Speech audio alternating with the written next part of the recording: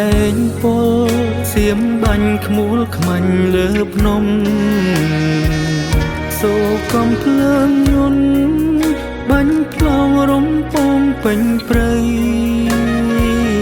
ទ័ពខ្មែរប្រយុទ្ធតស៊ូយប់ថ្ងៃច្បាំងដេញទ័ពថៃកាពីបនទីទ័ពយើងឈ្នះហើយខ្មែរអើយកុំភ័យសៀមបរាជ័យដល់ថ្ងៃវិញមានអន្តរា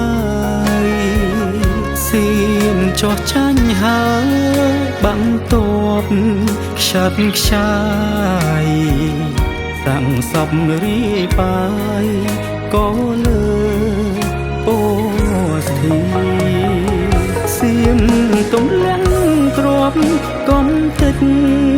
វត្តអារាមសៀមបាញ់បំផ្លាញ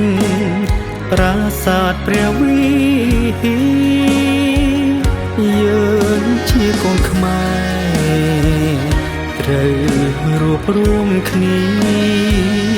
ដកស្លាប់ការពីមិនអោយជាតិបាត់បង់ជីវិត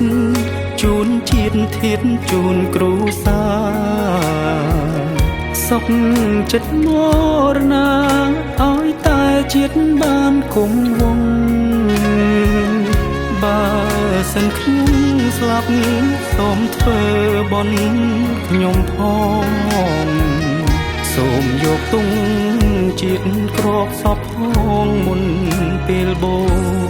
ជា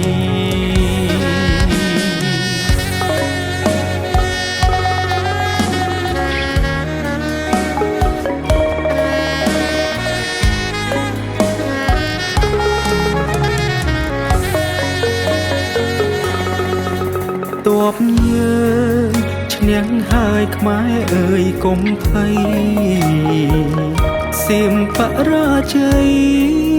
ដល់ថ្ងៃវិញមានអន្តរាយសៀមចោះចាញ់ហើយបាំងទ័ពខ្ចាត់ខ្ចាយតាំងសពរីបាយក៏លើពោស្ធីសៀមទំលាំងក្របកំតិចវត្តអារាមសៀមបាញ់បំផ្លាញប្រាសាទព្រះវិហារយើងជាកូនខ្មែរត្រូវរួបរួមគ្នាដកស្លាប់ការពីមិនអោយជាតិបាត់បង់ជីវិតជូនជាតិធាតុជូនគ្រួសារសុខចិត្តមរណាឲ្យតែជាតិបានគង់វង្សបើសិនខ្ញុំស្លាប់សូមធ្វើបុណ្យខ្ញុំផងសូមយកទង់ជាតិក្របសពផងមុនពេលបូជាសូមយកទង់ជាតិក្របសពផងមុនពេលបូ